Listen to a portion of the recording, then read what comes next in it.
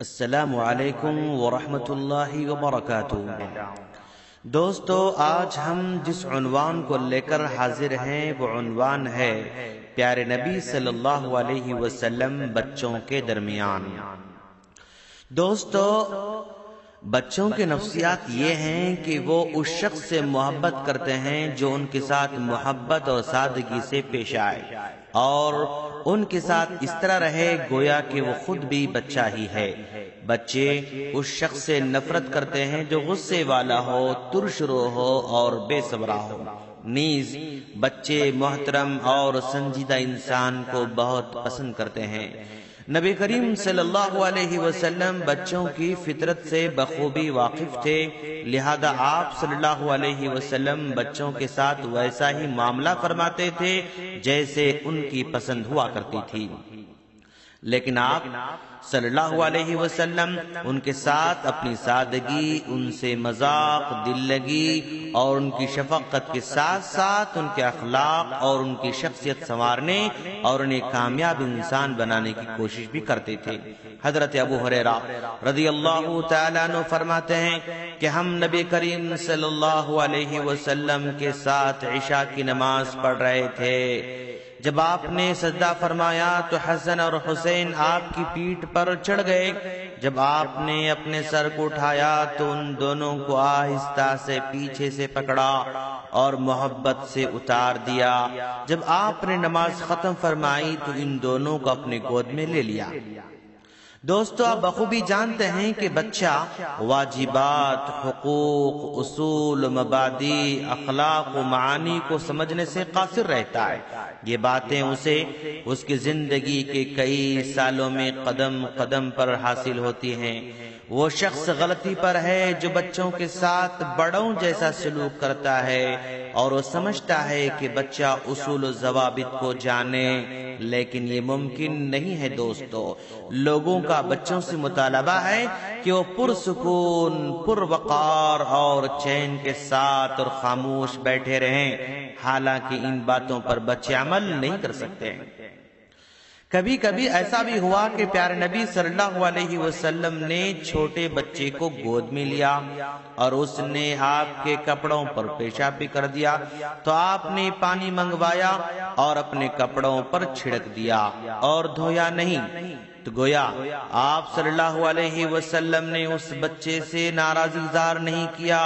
دوستو، آپ یہ بھی جانتے ہیں کہ اللہ کے رسول صلی اللہ علیہ وسلم نے صرف لڑکوں کو ہی اپنے گود میں نہیں لیا بلکہ لڑکیوں کو بھی اپنے گود میں لیا اور ان سے پیار کیا۔ حضرت ابو موسیٰ اشعری رضی اللہ تعالیٰ عنہ فرماتے ہیں کہ مجھے بیٹا ہوا تو میں نے اسے نبی کریم صلی اللہ علیہ وسلم کے پاس لایا تو آپ نے اس کا نام ابراہیم رکھا، پھر کھجور چبا کر اسے چٹایا اور اس کے لیے برکت کی دعا دی۔ آپ صلی اللہ علیہ وسلم بچوں کے ساتھ راستے میں بھی کھیلا کرتے تھے، جیسا کہ حضرت یعلا بن مرہ کہتے ہیں کہ میں نبی کریم صلی اللہ علیہ وسلم کے ساتھ کھانے پر نکلا تو حسین بن علی راستے میں کھیل رہے تھے۔ نبی کریم صلی اللہ علیہ وسلم لوگوں کے درمیان سے جلدی جلدی آگے بڑھے، پھر اپنے ہاتھوں کو بڑھایا تاکہ حسین کو لیں، لیکن حضرت حسین رضی اللہ تعالیٰ عنہ ادھر ادھر بھاگنے لگے تو آپ صلی اللہ علیہ وسلم ان کا پیچھا کرتے رہے اور انہیں ہنساتے رہے۔ آپ نے حضرت اسامہ بن زید اور حضرت حسن بن علی رضی اللہ تعالی عنہما کو لیا اور اپنے گود میں دونوں کو بٹھایا، پھر ان کو گلے سے لگاتے ہوئے فرمایا، اللہم ارحمہما فانی ارحمہما، اے اللہ تو ان دونوں پر رحم فرما کیونکہ میں ان دونوں پر شفقت کرتا ہوں۔ اور ایک حدیث میں ہے کہ آپ صلی اللہ علیہ وسلم باہر تشریف لائے اور آپ کے کاندھوں پر حضرت امامہ بنت ابو العاص رضی اللہ تعالی عنہا تھیں۔ پھر آپ نے نماز پڑھی، جب رکوع کیا تو حضرت امامہ کو نیچے اتار دیا، پھر جب رکوع سے اٹھے تو حضرت امامہ کو پھر دوبارہ کندھوں پر بٹھا لیا، جب آپ صلی اللہ علیہ وسلم نماز کے دوران کسی بچے کے رونے کی آواز سنتے تو اپنی نماز کو ہلکی کر دیتے تھے تاکہ بچے کی ماں اپنی نماز ختم کرے اور بچے کو لے لے یا اس کے رونے کو خاموش کر دے اور بچے کی ضرورت کو پوری کر دے۔ چنانچہ آپ فرماتے ہیں کہ میں نماز کے لیے کھڑا ہوتا ہوں تو چاہتا ہوں کہ نماز کو طویل کروں، لیکن جب کسی بچے کے رونے کی آواز سنتا ہوں تو اپنی نماز کو مختصر کر دیتا ہوں، اس کراہت کے ساتھ کہ بچے کی ماں کو مشقت میں نہ ڈالوں۔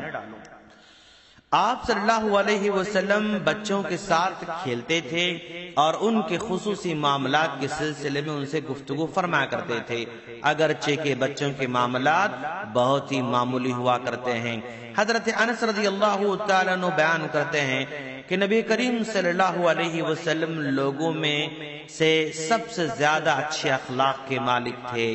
میرا ایک بھائی تھا جسے ابو عمیر کہا جاتا تھا، جب وہ آتا تو اللہ کے رسول صلی اللہ علیہ وسلم اس سے فرماتے، اے ابو عمیر تمہاری نغیر تو بخیر ہے، یعنی نغیر ایک چڑیا تھی جس سے حضرت ابو عمیر کھیلا کرتے تھے۔ تو ان تمام باتوں سے پتہ چلتا ہے کہ اللہ کے رسول صلی اللہ علیہ وسلم بچوں کے ساتھ بڑے ہی پیار سے پیش آیا کرتے تھے۔